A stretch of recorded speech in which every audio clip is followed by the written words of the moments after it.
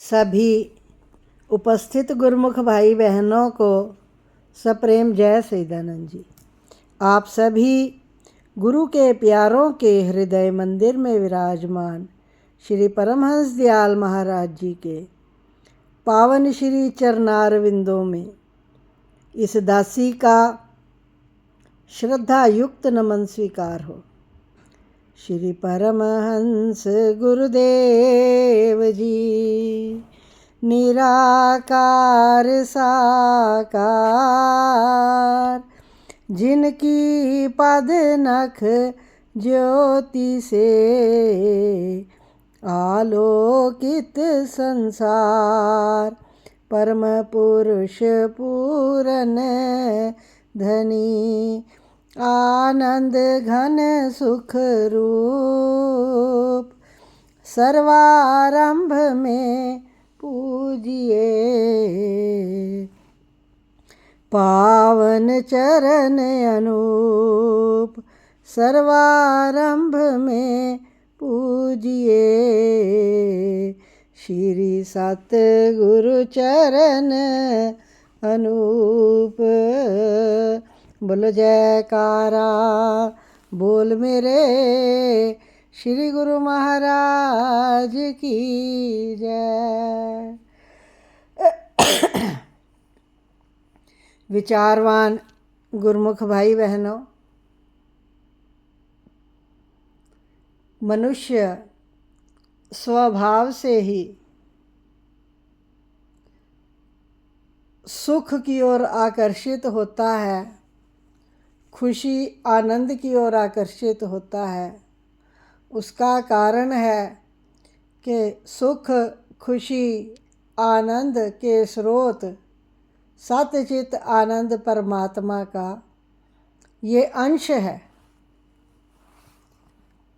ईश्वर सतचित आनंद है और उसका अंश इंसान है, तो ये भी खुशी की ओर आनंद की ओर सुख की ओर अट्रैक्ट होता है। पर अगर आम साधारण नज़र दौड़ाई जाए अपने आसपास, तो कोई भी व्यक्ति सुखी दिखाई नहीं देता। किसी को एक तो किसी को दूसरा कोई ना कोई दुख लगा ही हुआ है। उसका कारण कि ये सुख की ओर आकर्षित तो होता है, पर जहाँ सुख मिलता है वहाँ नहीं जाता।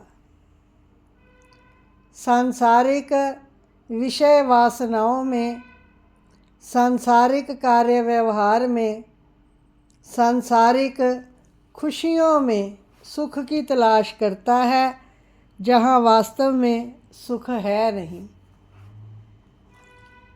सुख केवल मालिक के नाम में है। ऐसी इंसान की दशा देखकर परम संत श्री कबीर साहेब जी ने वचन किए हैं कि वस्तु कहीं ढूंढे कहीं, किस विधि आवे हाथ,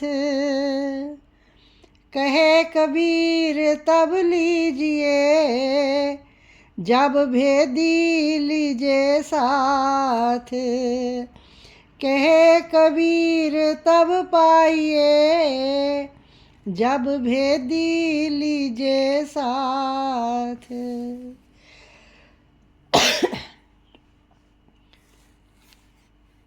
संसार के इंसानों की दुर्दशा को देखते हुए परम संत कबीर साहेब जी ने फरमान किया है कि वस्तु कहीं और है। वस्तु अर्थात सुख, सुख कहीं और है और ढूंढ कहीं और रहा है। कैसे हाथ आए? तो कबीर साहेब जी फरमाते हैं कि उस वस्तु की प्राप्ति तभी हो सकती है जब उस वस्तु के भेदी का साथ ले लिया जाए। सुई घर के भीतर खो गई है।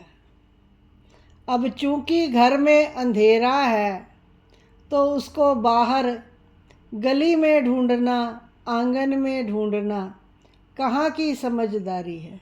विचार करने की बात है।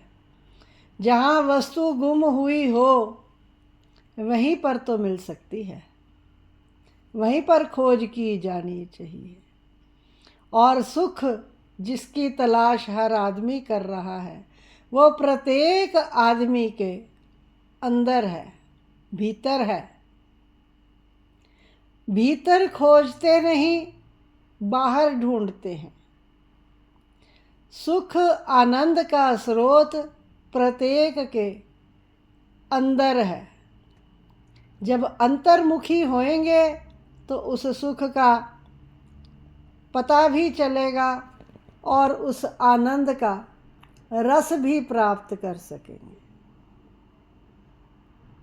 पर अंतर्मुख चूंकि होते नहीं हैं, उसको बाहर खोजते हैं। घर में, परिवार में, समाज में, बातचीत में, व्यवहार में, गप्पों में, मनोरंजन के साधनों में, तो वहाँ तो सुख नहीं मिलेगा। वो तो समय का दुरुपयोग करना है। जितना भी काम करते हैं ये सब जो सांसारिक कार्य व्यवहार आवश्यक हैं, परिवार में रहते हैं, हमारी जिम्मेदारियां हैं, वो दुरुपयोग नहीं है। वो तो जिम्मेदारियां पूरी करनी है। पर जो समय नष्ट किया जाता है बेकार के कामों में, गपबाजी में, निंदा में, चुगली में, वहाँ कहीं खुशी नहीं हासिल हो सकती। और ये खुशी कब हासिल होती है, आगे इसका उत्तर भी कबीर साहब जी ने बताया है कि भी लीना साथ कर दी जो वस्तु लखाए, कोटि जन्म का पंथ था पल में पहुँचे जाए। जब भेदी को साथ ले लिया, अर्थात जब महापुरुषों की चरण शरण प्राप्त हुई, गुरु की कृपा हुई, गुरु से संयोग हुआ, गुरु ने भेद बताया, रास्ता दिखाया और उन्होंने सुख की वस्तु हमें भीतर दर्शा दी, दिखा दी और उसका स्थान बता दिया, पता बता दिया कि ये जिस आनंद की खोज में तुम इधर उधर भटक रहे हो वो खोज इस स्थान पर पड़ा है। तो कबीर साहब जी फरमाते हैं कि कोटि जन्म का पंथ था। करोड़ों जन्म लग जाते अगर खुद भटकते रह जाते, तब भी चाहे मार्ग मिलता ना मिलता। पर सतगुरु की दया से जब भेदी को साथ ले लिया, राहबर मिल गए, रास्ता दिखा दिया, तो पल में पहुँचे जाए। ये उनकी असीम कृपा हुई जो उन्होंने हमें मार्गदर्शन दिखाया, राह दिखाई, सुख की राह, आनंद की राह। क्या है वो राह? क्या है वो राह? मालिक का भजन सिमरन, सतगुर का सच्चा नाम, नाम से पहचान करा दी और सुरत के साथ शब्द को जोड़ दिया तो भीतर आनंद का चश्मा फूट पड़ा। एक प्रेमी ने लिखा, पूरन सतगुरु की शरण जब से आन मिली। पूरन सतगुरु की शरण जब से आन मिली, गति मति सब पलट गई, कृपा अपार भई। ये अनुभव कब होता है? जब पूर्ण सतगुरु से संयोग हो गया, उन्होंने मार्ग बतला दिया और शिष्य ने उस मार्ग पर श्री आज्ञा के अनुसार चलना शुरू कर दिया। यात्रा प्रारंभ कर ली। जब यात्रा प्रारंभ कर ली, अपने गुरुदेव इष्ट देव महाप्रभु का हाथ थामकर, तो गति मति सब पलट गई। हालत भी पलट गई और बुद्धि भी पलट गई। कृपा अपार भई। महापुरुषों की कृपा से जीव की दशा और दिशा दोनों बदल जाती है। भक्ति की राह पर चलना शुरू कर देते हैं और अगर निरंतर चलते रहते हैं मालिक का ओट आसरा लेकर, तो एक दिन मंजिल तक भी पहुंच जाते हैं। सुख के स्रोत तक, आनंद के स्रोत तक पहुंच जाते हैं। आत्मा आनंद में भीगी हर दम मालिक के दर्शन दीदार करती रहती है। ये हमारे बड़े भाग्य हैं जो हमें परमहंस सतगुरुदेव दाता दीनदयाल जी महाराज जी की पावन चरण शरण प्राप्त हुई। श्री आनंदपुर धाम मिला, सच्चे नाम की दीक्षा मिली, महापुरुषों की प्रेरणा मिली, नित्य प्रति का सत्संग मिला, 5 नियमों का सतगुरु ने सुंदर उपहार दिया, 2 घंटे का भजन सिमरन करने का जो नारा मेरे सतगुरुदेव ने लगाया, हजूर दाता दयाल जी ने प्रत्येक के लिए ये आज्ञा अनिवार्य फरमाई। ये केवल हमारी गति और मति को पलटने के लिए है।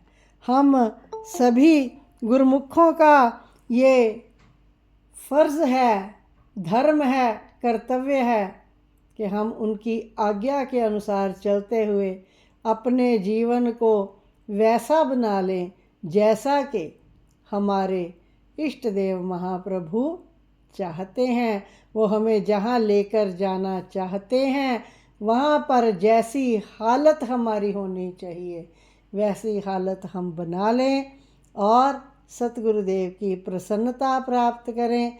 मनुष्य जन्म को प्राप्त करके इसके लक्ष्य को भी हासिल करें। यही हमारा धर्म है, यही हमारा कर्तव्य है, यही हमारी विनती है सतगुरु के चरणों में कि वो जैसा हमें बनाना चाहते हैं हम वैसा बन पाएँ। भक्ति दान मोहे दीजिए मेरे गुरुदेवन के देव, और नहीं कछु चाहिए स्वामी निस दिन तुम्हारी सेव। भक्ति दान मोहे दीजिए मेरे गुरुदेवन के देव, और नहीं कछु चाहिए स्वामी निस दिन तुम्हारी सेव। भक्ति दान मोहे दीजिए मेरे गुरुदेवन के देव, और नहीं कछु चाहिए स्वामी निस दिन तुम्हारी सेव। बोलो जयकारा बोल मेरे श्री गुरु महाराज की जय।